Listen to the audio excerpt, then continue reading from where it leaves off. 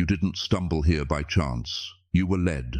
Long before your first breath, before your first prayer, before you even knew what you needed, this moment was written into your story by the hand of the Almighty. Long before the foundations of the earth were laid, heaven marked this second as yours. The heavens have been whispering your name. The angels have not been still. Something is shifting in the unseen, and this moment right now holds weight in eternity. There has been movement in the spiritual realm, because what is being released over you now carries a significance hell has been terrified of. The one who formed you has ordained this encounter. Your name has been spoken in the courts of glory, and heaven has leaned in to watch how you will respond. And the message that is about to be delivered carries the kind of urgency that can't be delayed. This is not just inspiration. This is divine instruction. What you choose to do next could determine the course of your next season. As it is written, "Call to me, and I will answer you, and will tell you great and hidden things that you have not known." Jeremiah 33:3. Chosen one, do you feel that stirring in your soul, that ache in your chest, that whisper behind your thoughts that said, "Stay, listen"? That isn't emotion. That isn't coincidence. That is the breath of heaven reaching for you. It is the sign that heaven is opening a window that does not stay open forever. You are standing at the threshold of something holy. The ground beneath your feet may look ordinary, but you are standing in purpose. What is approaching you is not random, it is appointed. And this moment, this is your invitation. Will you respond? Will you choose to lean in rather than scroll past? Now, as you step forward into this divine moment, declare your readiness. Type Amen in the comments below as a sign that you hear, that you receive, that you are ready to walk in what heaven has already written over your life. And don't go anywhere. Stay with me until the very end, because we will close with a prayer that will mark this day forever. Something is about to be released. Let your spirit be still. Let your heart stay open. The atmosphere is changing even now. What's coming next is holy. Listen closely now, chosen one. There is something sacred you must know, something too important to remain unspoken a moment longer. The story of your pain has not gone unnoticed. Not one tear has fallen unseen. Not one sigh has drifted into the night unheard. Every sleepless night that pressed down on your chest like a weight too heavy to name, he saw it. When the silence in your room became deafening, when the questions circled without answers, when fear curled itself around your thoughts, he was already there, closer than breath. When others walked past your pain without stopping, the Almighty stood still. When you held your breath just to hold yourself together, he was the one who held you. There's a moment in Scripture, quiet and almost hidden, that reveals the heart of the Father. You have kept count of my tossings, put my tears in your bottle. Are they not in your record? Psalm 56:8. Yes, he keeps record, not like the world does, with judgment or shame, but with care, with tenderness. He gathers what others overlook, what others dismiss, he cherishes. And maybe no one saw how you kept showing up when your strength was gone. No one noticed how you smiled through grief, how you gave even when your hands were empty, how you carried the weight of things no one else could see. But heaven noticed, and heaven did not forget. Think of Hagar, alone in the desert, cast out and unseen by those who once called her family. She wept near a spring, not knowing that the God who sees was already drawing near. "You are the God who sees me," she said. Genesis 16:13. That same God sees you now, in your desert, in your ache, in your questioning. And yes, there were betrayals. Sharp ones, the kind that don't just sting but stay. People who misused your softness, twisted your loyalty, left without explanation. There were wounds you weren't sure you'd ever heal from. And there were nights, honest, raw, and terrifying, when you wondered if you mattered at all. But the truth is this: you've always mattered. You were never lost in the crowd, not for a single moment. Before your first cry echoed into the world, your name was written, etched into the eternal. See, I have engraved you on the palms of my hands. Your walls are ever before me. Isaiah 49:16. He has never turned his face from you, not when you felt invisible, not when your strength collapsed under the weight of anxiety, not even when you said, "I can't do this anymore." Because in that very moment, he was already surrounding you with a strength not your own. And maybe you didn't feel it. That's okay. He was still working, still holding, still fighting for the outcome you couldn't yet see.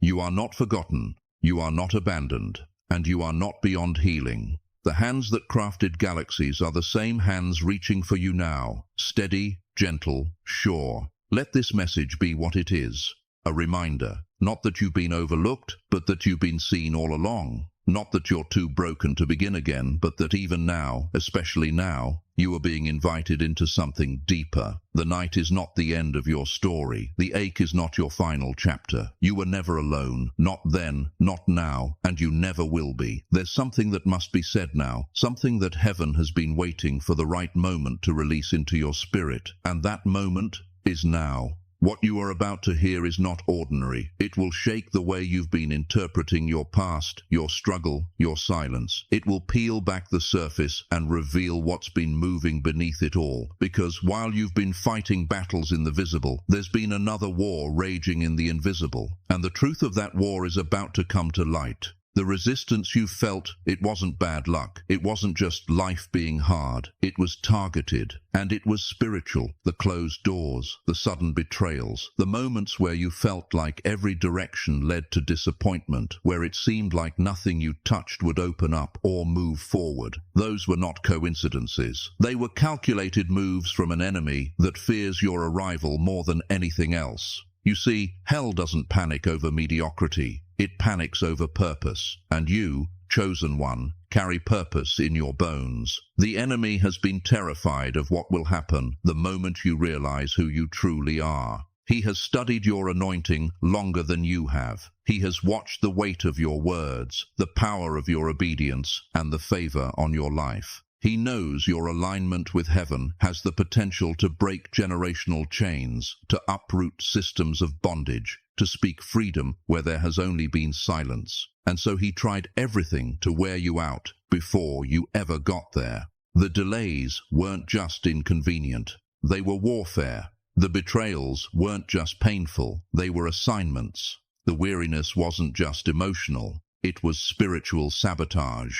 He hoped the opposition would confuse you so deeply you'd disqualify yourself before heaven ever had a chance to elevate you. But here's what he didn't count on, that even in the darkness, even in the silence, even when you couldn't feel God, you would keep standing. That somewhere deep inside, you'd still believe, that your faith would become stubborn in the face of sorrow, that your hope would whisper louder than your fear. Remember the woman with the issue of blood. 12 years of suffering, 12 years of being declared unclean, isolated, pushed to the edges of her community, and yet she crawled through the crowd just to touch the edge of his garment, just one touch. That's all she believed she needed. And she was right, because power doesn't require permission. Healing doesn't always come through ceremony. Sometimes it comes through desperation that refuses to be denied. That same fire is in you. The enemy didn't oppose you because you were weak. He came against you because you are dangerous to everything he's built. Your obedience threatens the foundation of his grip. Your worship shakes the gates of hell. Your very existence, submitted to the will of the Most High, is a weapon forged by the hand of God himself. And when you walk in your assignment, territories shift. Scripture says, "Do not be afraid of them, for the Lord your God himself will fight for you."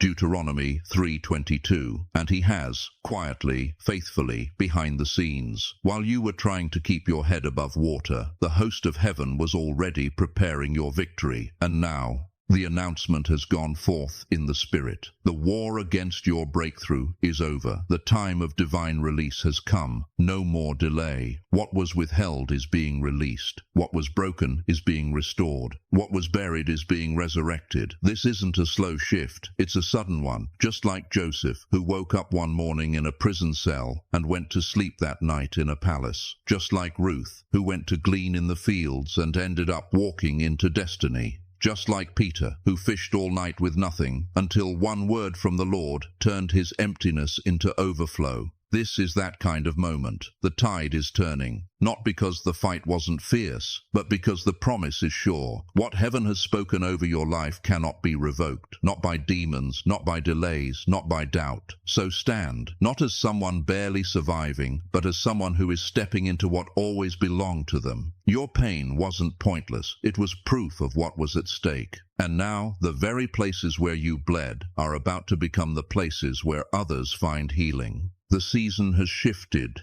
The breakthrough is not coming. It's already here. So now, after everything that's been revealed, the battles you've endured, the purpose you carry, and the breakthrough that's already unfolding, there's one more truth that must be spoken, and this one, it's going to confront every hidden lie the enemy has ever planted in the soil of your mind. Because while heaven has been speaking life over your destiny, the enemy has been quietly, persistently writing a different narrative, one crafted in shadows and reinforced by pain, disappointment, and silence. A story built on fear, shame, and the wounds that no one else sees. And for too long, you've believed pieces of it. But this is where that story ends. The lies that have kept you small are being shattered tonight. The false labels, the inner scripts, the accusations whispered in your weakest moments, they're losing their grip now. Not because you're suddenly stronger, but because truth is stronger. And when truth enters, lies have no authority to remain. The enemy said you'd never be more than what broke you. But the truth is, you're being rebuilt into something stronger than the pain that tried to end you. The enemy called you a failure, but heaven calls you a warrior. The enemy said you were forgotten, but Scripture says, "Can a mother forget the baby at her breast?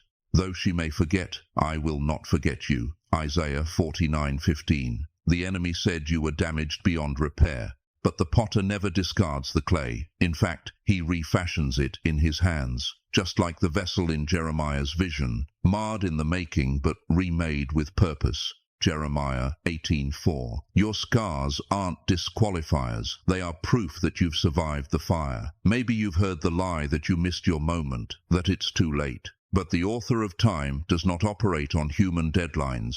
"I will restore to you the years that the swarming locusts have eaten," declares the Lord in Joel 2:25. Nothing lost is beyond his reach. He's not just the God of second chances. He's the God of resurrection, of reversal, of redemption. And perhaps the cruelest lie was this, that your story doesn't matter, that you are invisible, replaceable, forgettable. But that could not be further from the truth. Long before your first breath, your life was etched into the eternal. Psalm 139 says, "All the days ordained for me were written in your book before one of them came to be." You were not made at random. You are not a mistake. There is nothing accidental about you, not your personality, not your journey, not even your weaknesses. Everything that makes you you has been deliberately chosen, shaped, and set apart for such a time as this. Yes, the pain you've walked through has been real, but it wasn't sent to destroy you. It was permitted to prepare you, to sharpen your discernment, to deepen your compassion, to forge your endurance. The wounds you carry, they are not evidence of defeat. They are signs that you were trusted to endure what others could not.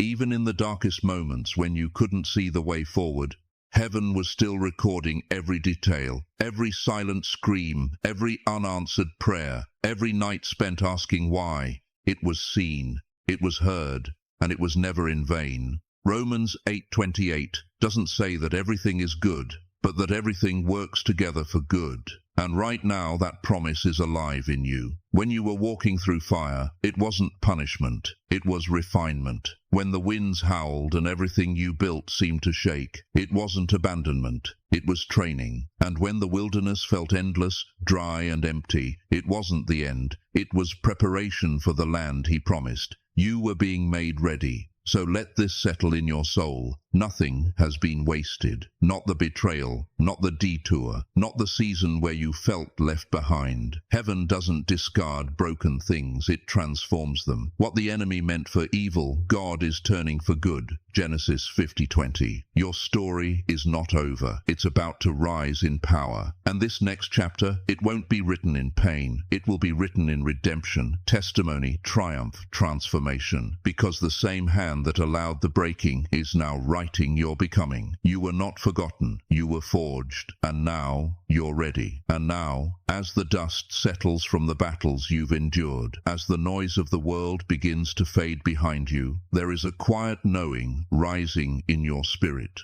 You are not standing here by accident. You are standing here because something profound has been taking place beneath the surface of your life. Something slow, sacred, and far more powerful than anything that could be seen with human eyes.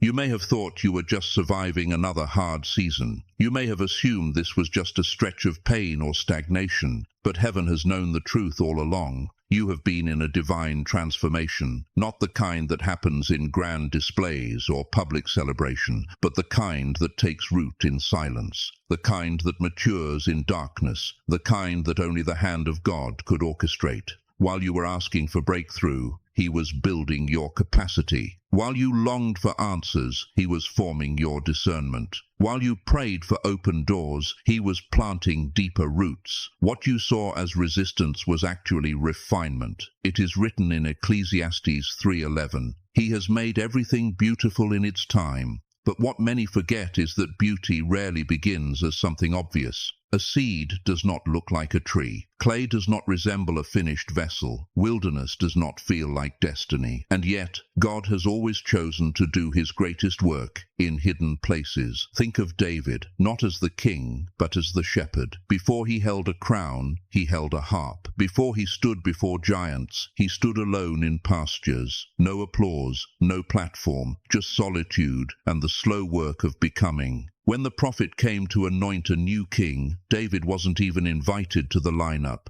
but heaven already knew where he was, and more importantly, who he was becoming. What man overlooks, God cultivates. What man passes by, God prepares. That has been your story too. You were not being delayed, you were being developed. Every unanswered prayer stretched your endurance. Every disappointment clarified your vision. Every loss exposed what could not be trusted in the next season. You learn to stop chasing things that glitter and start discerning what carries eternal weight. You learn to recognize peace not by the absence of chaos, but by the presence of God within it. You learn to hear His whisper over the roar of fear. And that is the kind of wisdom only learned in hiddenness. You once thought the silence meant you were forgotten, but silence, in the hands of God, is often strategy.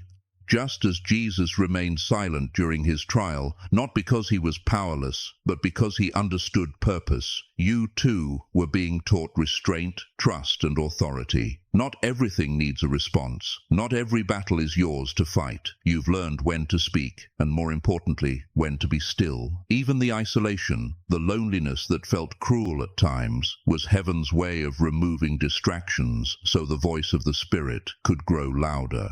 Just as Paul was hidden in Arabia for years after his conversion before stepping into ministry, you were being formed away from the crowd so that your roots would be deep enough to sustain what is now coming. Heaven doesn't rush what it intends to last. You have been shaped in secret for a public purpose. You were trusted with private pain so that you could carry public authority. The weight of what's ahead isn't meant to crush you. It's meant to match what has been built within you. Those who sow in tears shall reap with shouts of joy. Psalm 126 verse 5. And make no mistake, you have sown with tears. Tears that no one saw. Nights where you laid awake wondering if you missed your moment. Mornings when you got up without strength but chose to show up anyway. Decisions made with trembling hands but unwavering faith. Heaven has recorded it all. Every surrender, every hidden victory, every step forward taken when fear told you to sit down. Not one sacrifice went unnoticed. And now the atmosphere is shifting. Not just because the time has changed, but because you have changed. The doors that are opening are not simply opportunities. They are assignments. They are divine intersections for the healed, whole, and refined version of you that has emerged from the fire, not bitter, but wiser, not hardened, but purified. God is not just rewarding your faithfulness. He is trusting you with influence that your old self could not have carried. What once would have fed your ego now fuels your purpose. What once would have triggered insecurity now draws you into deeper dependence. What once would have distracted you now drives you. This isn't just promotion, it's alignment. And alignment is always the fruit of obedience, not ambition. So do not mourn what you lost in the process. Do not grieve the doors that did not open. Do not fear the time that seemed wasted. There is no wasted time in the hands of the Eternal. He does not lose track of seasons. He redeems them. Joel 2:26 declares, "You will have plenty to eat until you are full, and you will praise the name of the Lord your God, who has worked wonders for you. Never again will my people be shamed. What has been empty will be filled. What has been barren will bloom. What has been dry will overflow." You are not behind. You are not late. You are right on time for the unveiling of the promise. And so now, without striving, without forcing, you step forward, not as who you were, but as who you were always becoming. Healed, whole, anchored, awake. A vessel now ready to carry the weight of glory assigned to your life.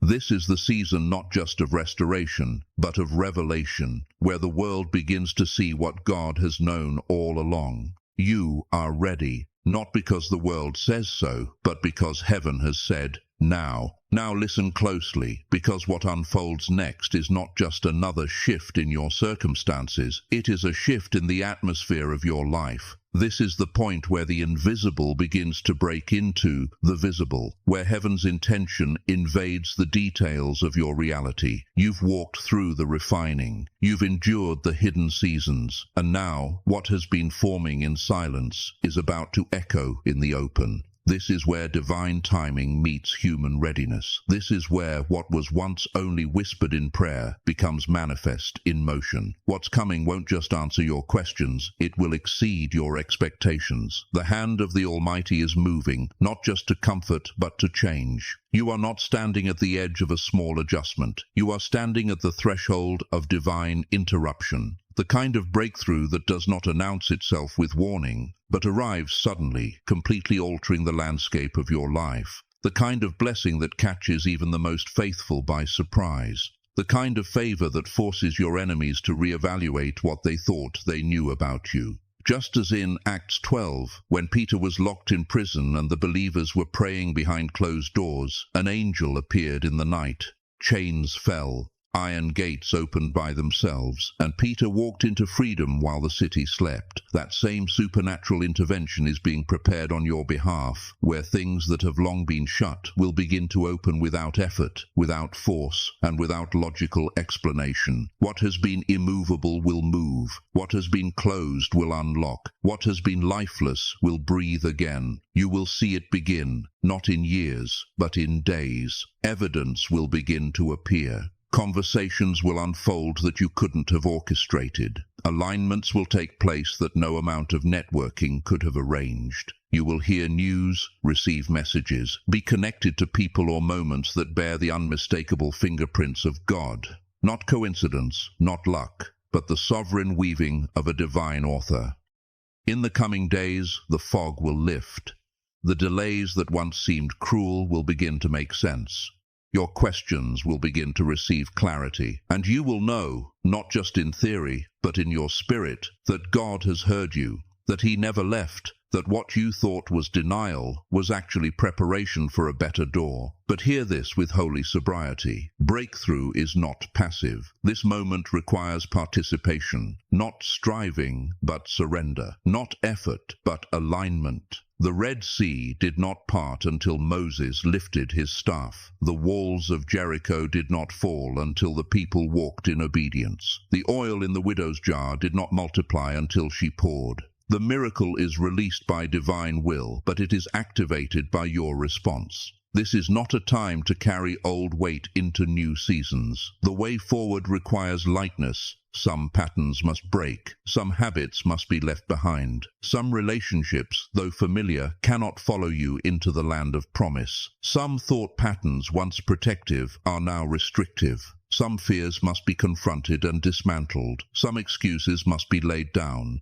The door is open, but it cannot be entered with yesterday's limitations clinging to your shoulders. Do not be like Lot's wife, who looked back and lost what was ahead. Do not be like the Israelites who longed for Egypt while standing on the edge of Canaan. God is not just calling you into better, He is calling you into different, into holy ground, into promise that your former self was never built to carry.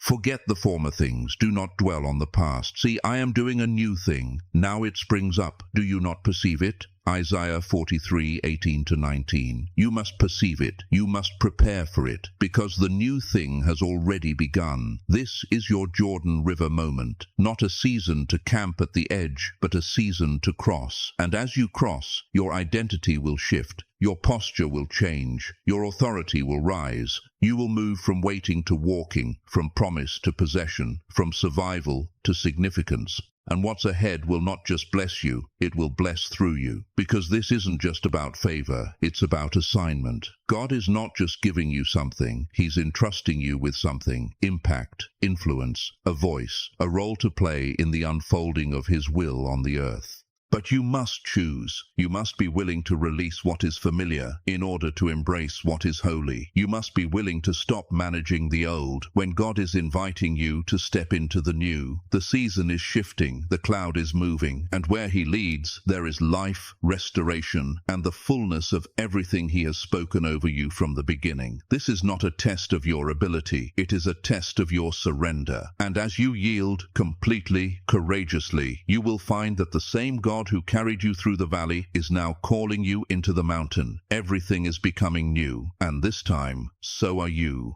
Beloved, now that your heart is open and your spirit has been awakened to what heaven is orchestrating in your life, it's time to move from revelation to response. You've been prepared for breakthrough. You've been refined for renewal. But understand this, divine release is not only a matter of timing, it's a matter of readiness. You are not just being called into a new season, you are being invited into a new way of living. Breakthrough is not something that drops into your lap while life remains unchanged. It is not simply a divine event, it is a divine partnership. And for that partnership to bear fruit, there must be intentionality, alignment, sacred rhythm. The miracles ahead require more than just your belief. They require your participation. Just as Noah built the ark before a drop of rain fell, so must you begin to build the internal structure that can carry what God is about to pour. Start here. Each morning, before the noise begins, lay your day at the feet of the Most High. Don't rush into tasks or reach for your phone. Let the first breath you offer be a prayer of surrender. Ask not just for strength, but for alignment. Say, Lord, lead my thoughts, set my pace, let my life today echo heaven's intention. You see, in Lamentations 3:23, we're reminded that His mercies are new every morning. But to receive that mercy, your heart must be quiet enough to notice it. Throughout your day, make room for silence, not absence, but sacred stillness. God is not loud. His voice often arrives like it did to Elijah, not in the wind, not in the earthquake, not in the fire, but in a whisper. 1 Kings 19:11-12. And in that whisper, your spirit finds clarity. Discernment is not found in doing more. It is found in becoming still enough to feel the gentle nudge of divine instruction. And when the day ends, reflect with honesty, not shame, but awareness. Ask yourself, where did I operate in faith? Where did I shrink in fear? What brought life and what drained it? You cannot shift what you're unwilling to confront. And heaven is not only changing your situation, it's healing your inner world so that you don't sabotage what you were born to carry. Transformation, beloved, is layered. It is not an overnight event. Some things must be released, slowly, intentionally. Not everything needs to be uprooted at once, but each week there is something you can let go of. A belief that keeps you small, a relationship that steals your peace, a habit that dulls your spirit. Release makes room for renewal. And as you release what no longer belongs, begin to speak life out loud, not just when you feel strong, but especially when you feel weak. Speak what is true, according to the promises of God, not the pressures of your past.